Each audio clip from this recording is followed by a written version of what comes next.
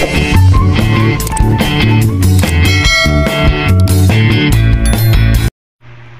today's video mga idol, line to line connection, 2 safety circuit breaker, then meron tayong 3 valve na kinokontrol ng 3 gang switches. Bawat valve ay kinokontrol ng single switch.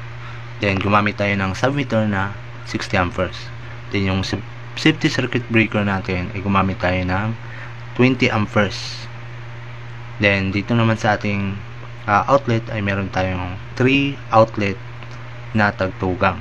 Then meron tayong single outlet na 3 prong para sa ating ref or aircon. Depende yan kung ano yung paggagamitan nyo sa 3 prong na yan, ref ba or aircon.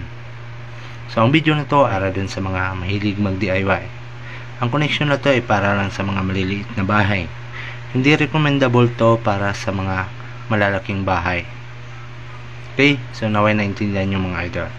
So meron pala tayong symbol dito na nilagay na earth grounding para sa ating 3-prong outlet. Sa line side mga idol, dahil line to line ang connection, gumamit tayo ng wire dito na red and black. Ang gagamitin nating wire dyan is number 8 papunta sa ating dalawang safety circuit breaker.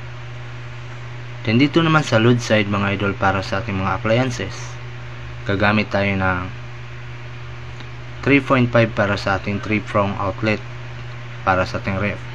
Sa ating ground naman, pwede na tayo gumamit ng 2.0 na kulay green. Then sa ating 3 pieces na outlet na tagtugang, gagamit tayo ng wire dyan na 3.5 standard.